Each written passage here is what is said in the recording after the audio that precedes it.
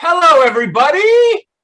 Welcome to season one of The Hate Napkin, where I am joining you from the corner of the screen for those of you on YouTube today, because I have seriously pissed off our special guest, Carla from Burnt Korn, Alabama, who is the Chief Medical Information Officer of the local Dairy Queen and the guru and potentiary of the local newspaper. The what is it again? I don't know. It's some local rag. It doesn't matter. All right, the Burnt Korn rag. That sounds. Oh, I thought Carla was on the Burnt Korn rag the way she was treating you this morning. Hey, listen, you be careful. You're going to be in the corner of the screen too. Hey, I'm not the one who can't tell time. I learned that in kindergarten. Ladies and gentlemen, so I am your co-host, Eric, joining you from, speaking of time issues, Columbia, South Carolina. And our special guest Carla is in Burnt Korn. And we're also joined by our sound engineer, drooling beer out his pie hole. I just spilled beer in my lap, a lot of beer in my lap. Great. Beer in the keyboard, show over. Yeah. Whoops. He's joining us from the Hub Cocktail Bar in the Killing Fields of Phnom Penh, Cambodia. How are the killing fields today? Oh wow, you're bombing more than an American over here. Okay. Okay. Okay, I'm gonna slowly edge my way from the corner and see if it's safe to come out, because we woke up Carla in Burnt Korn an hour earlier than we said we would. I have a question for the group. Okay. We all know what cancel culture is. Lots of folks, speaking out. Maybe in their past they said something good, so automatically we just eliminate them from history. We execrate them, as it were. Let's go ahead and do that. Instead of canceling individuals, let's cancel a country. If there was any one culture or country that you could just eliminate from the history books, including contemporary society, just get rid of it altogether. Maybe you're like, you know what? I fucking hate Wales. I can't stand the Welsh. They don't like vowel. They've had too many vowel movements over time. The entire left, central, southern coast of England should just be wiped off the map, and all culture and language with it. But I don't think that about Wales, folks. I actually like Wales.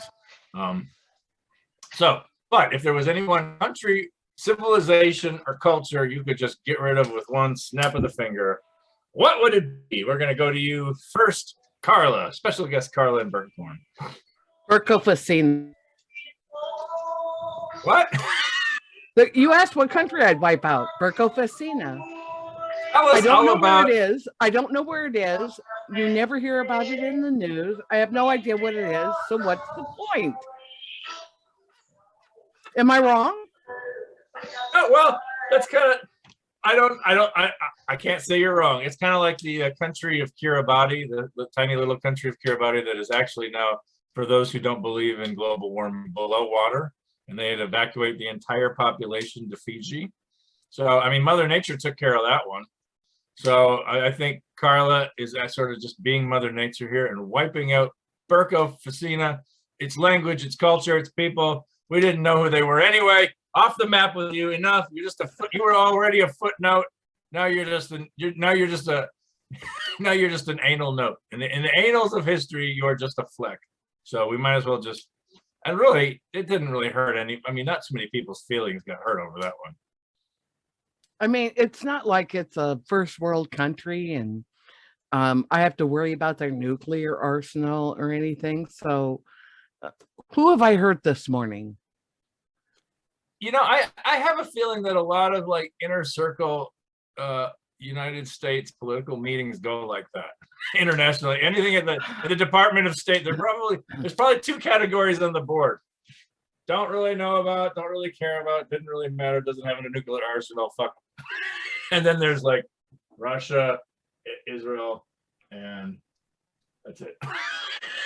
See, I personally think I have a future in like foreign affairs and could like get a good job in the State Department with that answer alone during my interview. Right. It's a foreign affair. It's a foreign affair with Carla from Burnt Korn. All right, yes, no, I like that. I think actually, you know, if there ever was going to be a benevolent dictatorship in this world, I think I would trust it all with Carla from Burnt Korn. Yeah, just give her coffee and cigarettes and she's maybe fine. not this morning. Maybe not this morning, but hey, when they call me into the meeting and tell me to be in the safe room at 9 o'clock and then at 8 they're calling me, I'm going to be a little touchy. Back in the corner, folks, ladies and gentlemen. That's right, boys. She's got the button. She's got the button. Pauly from Bali joining us from the hub. Okay. If you don't have something good here, I'm going to reach through Zoom.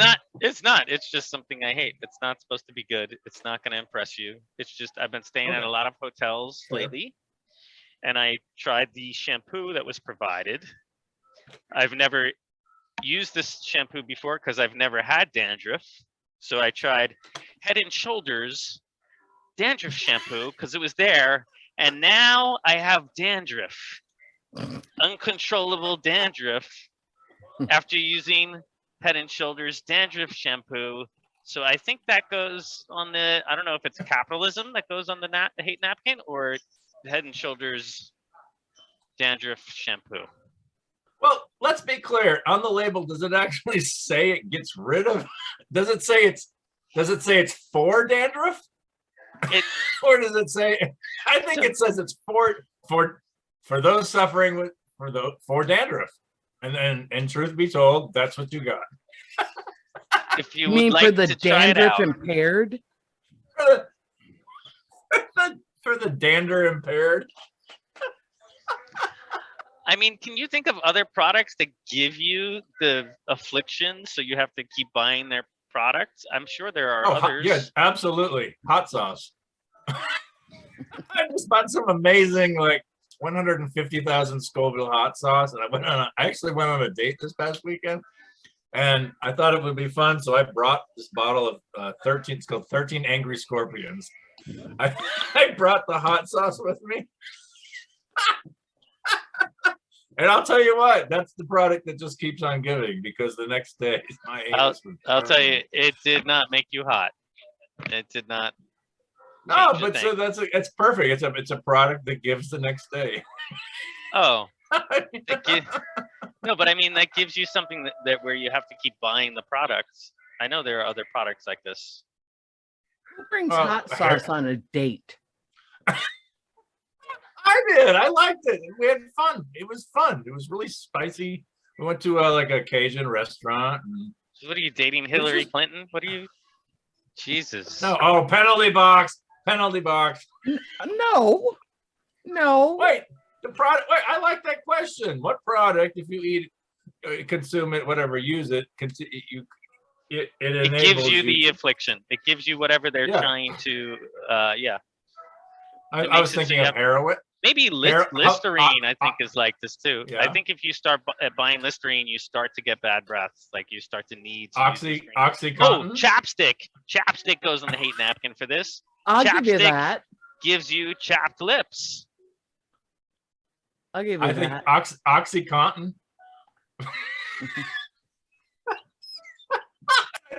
I think Purdue Pharmaceuticals proved that. Inner circle meeting. This stuff is great. They're gonna kill their neighbors for it. It's fantastic. In fact, that could be the slogan. OxyContin. Soon you'll be killing everybody in the neighborhood to get more. I think well, most products are that way. I mean, they're designed to cigarettes. I think that's sort of the whole. What's the problem? I think that's the whole end game of capitalism. Yeah, but cigarettes aren't advertised to like smoke this and you won't want another. I mean, they're not as evil as chapstick or Head and Shoulders. You know what you're getting into there. Where exactly are you applying the Head and Shoulders? And the chapstick, for that matter. Where are you applying the hot sauce on your date? Is this a stripper? She like bleaching her asshole? I wasn't. Let's be straight. I was not applying it on my date. Okay, so what was that? Head and Shoulders. I've got one. Let's move to I lived in Charlottesville, Virginia, before I moved to the deep south. And just my quick bio is I grew up in Minneapolis. I lived in Chicago, and then I went to DC, and I moved to Charlottesville, Virginia, which I thought was the South. And then I moved to Columbia, South Carolina, 18 long, sad years ago. And I became a citizen of the Deep South.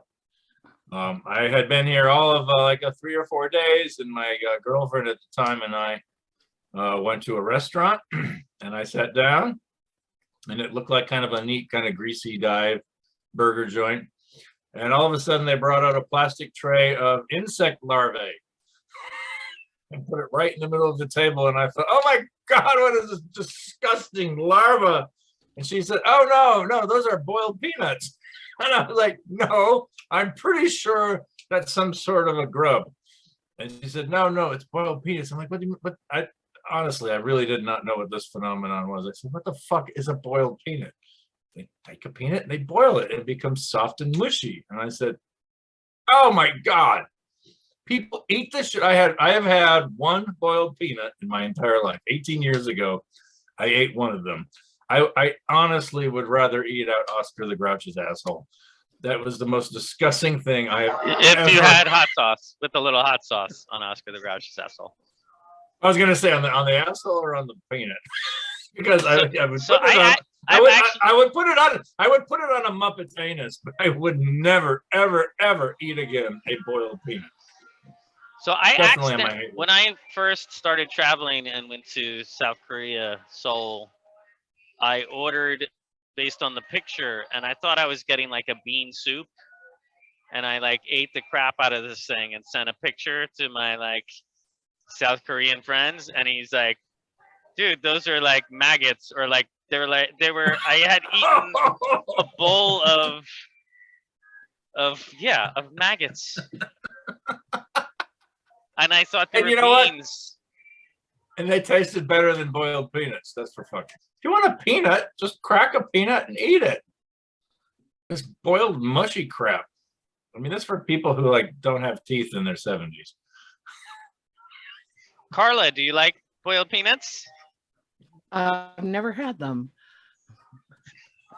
You're in Burnt Korn, Alabama, and have never had. How have you avoided the sort of essential culinary delight of Alabama? Yeah, isn't that your you national would be dish? shocked. You would be shocked at what dish. I can avoid in Burnt Korn, Alabama. At the Dairy Queen there in Burnt Korn, they don't have peanut butter peanut. What is it? Peanut parfaits. Of course, peanut butter parfait. They have boiled peanut. They have boiled peanut butter parfait. No, they don't. Actually, there's a convenience store up the street that started selling them, and they come in, those big industrial sized restaurant sized cans, right? That you get like tomato sauce and stuff in. That's how big the cans are that they you buy. That you buy, and they're all sold out all the time. Actually, this is a nice segue into other awful. Also on the hate napkin, awful gas station foods. When you walk into a gas station in the South, in like the rural South, and there's this giant jar and it's filled with just eggs and things like various detritus things floating around in there. You might see like a crocodile eye, or I mean, it could be a baby finger floating in the jar, and then just a bunch of eggs. And then people just like reach in with their hands and grab pickled. Oh. There are so many gas station foods that belong in the hate napkin. Plus they have these, you can same thing, big jar, you just reach in and grab a big old pickle. People are reaching in there with their hands. And I think they're sitting in formaldehyde, aren't they? I mean, it's just disgusting. There are all sorts of, basically any gas station food that doesn't come in a wrapper belongs in the hate napkin. I don't know, ham sandwiches didn't do me any good. Anything you buy in a gas station that doesn't come in a wrapper is potential windshield smear. All right, so boiled peanut is on my hate napkin. All right, Carla from Burnt Korn, your turn. Okay, I have this thing with Cletus where he won't lock the door at night before he goes to bed. And I'm always like flashing my eyes open at 2 o'clock in the morning, getting up and checking the door. And sure enough, it's not locked. And I asked him one day, I said, would you please lock the door before you go to bed? You're the last one in. And he said, well, why? Nobody wants our stuff. And I said, so that nobody comes in and murders us in our sleep. And he goes, well, what's the worst thing about being murdered in your sleep? And I said, oh, I don't know, the stabbing, the gunshots, the murder part, or maybe it's being a segment on Nancy Grace. I don't know. I think it's the Nancy Grace segment part. The fact that I would have to explain it to him. I think he has a good point. If you got to go, ideally you want to go in your sleep. I mean, no matter how old you are, you got to go sometime. Why not just go peacefully being stabbed to death in your sleep? I guess. No, I totally agree. Kids who don't understand the importance of locking the door is on the hate napkin, because my daughter the other day I was like, make sure. I was already in the car. I rolled down the window and said, hey, lock the door. And she goes, how do I do that? Like, I think neither of you guys are getting the underlying message here. He's playing the law of averages. He's thinking, I get the house. I have a good hiding spot. Like maybe he's got a really good hiding spot under the bed. Oh, he's got this. And Right. I don't know how to lock the door, your daughter says. Yeah, both of them they're playing for the inheritance. They're not dumb kids. Could he wait until I get the house paid off? Right.